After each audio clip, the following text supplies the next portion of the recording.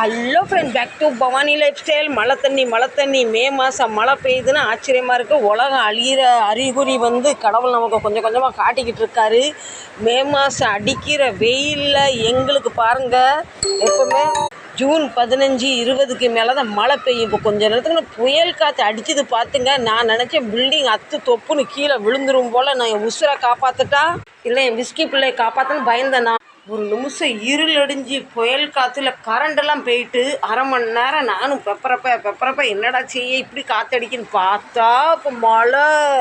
என் வீட்டுக்காரு நேற்று ராஜஸ்தான் பரப்பிட்டு போகும்போதே இங்கே வெயிலோடு போயிட்டு பரோதார போன உடனே மழை பெய்து. வண்டி 4 மணி நேரம் லேட்டுடி அப்படின்னு சொன்னார். காலையில் 4 மணிக்கு வீட்டுக்கு போகிறது 10 மணிக்கு வச்சு சேர்ந்தேன் காலையிலன்னு சொல்லி டென்ஷனாக என்கிட்ட பேசிக்கிட்டு இருந்தார். இப்போ பார்த்தா அந்த மழை அவர் தனியாக வருத்தப்படக்கூடாதுன்னு அவரு கூட சேர்ந்து இப்போ என்னையும் வருத்தப்படுற மாதிரி மழை வந்துட்டு இன்னும் குடும்ப சரவணான்னு சொன்ன மாதிரி மழை பிள்ளைங்கெல்லாம் நல்லா என்ஜாய் பண்ணிக்கிட்டு இருக்காங்க. மழைன்னா யாருக்கு பிடிக்காது? எல்லாருக்கும் பிடிக்கும். ஆனால் இப்போ ஏன் பெஞ்சதுன்னு எனக்கு தெரியல. எல்லோரும் அங்கேயும் எங்கேயும் ஓடிக்கிட்டு கொடையும் பிடிச்சிக்கிட்டு லாந்த ஆரம்பிச்சிட்டாங்க.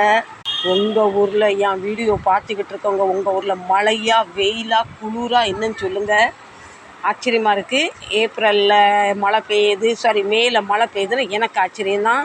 இந்த துணி இப்போ தான் கொஞ்சம் நேரத்துக்கு முன்னே காய போட்டேன். அடித்த காற்றுல அவ்வளோ தொப்புன்னு விழுந்துட்டு நானும் பயத்தில் காற்று வந்தாலும் நடக்கும், புயல் வந்தாலும் துணி பறந்து போயிடக்கூட எல்லாம் அள்ளி ஈரத்தோடு தூக்கி அள்ளி கட்டில் போட்டாச்சு. நீங்கள் நினைப்பீங்க கிறுக்கச்சி மழை வர்றது நல்லது தானே. ஆனால் எனக்கு ஒரு பெரிய வருத்தம், வேதனை, கவலை, கஷ்டம்னா இங்கே எங்கள் சிட்டுக்குருவி கூண்டு கட்டியிருக்காரு.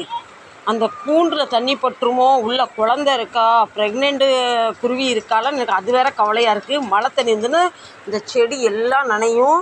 இப்போ நான் இங்கேருந்து என் வெங்காயம் கூட மாற்றிடணும். வெங்காயம் எல்லாம் நனைஞ்சிட்டு இப்போ நாளைக்கு எல்லாம் வெங்காயம் தேடி போனால் செடி தான் முளைச்சிருக்கும்.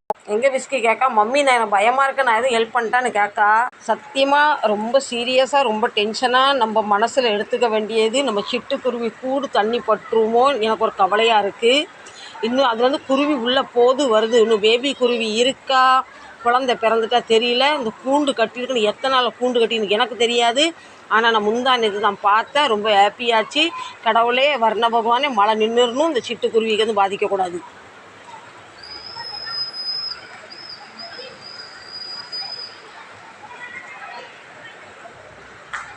எல்லாம் அன்னாட காய்ச்சி வாங்கி தான் தின்னுக்கிட்டு இருக்கோம். நீங்கள் கேட்கலாம், ஆனால் கிறுக்கிச்சின்னு குடிக்க தண்ணி வேண்டாம், குடிக்க தண்ணி வேணும்.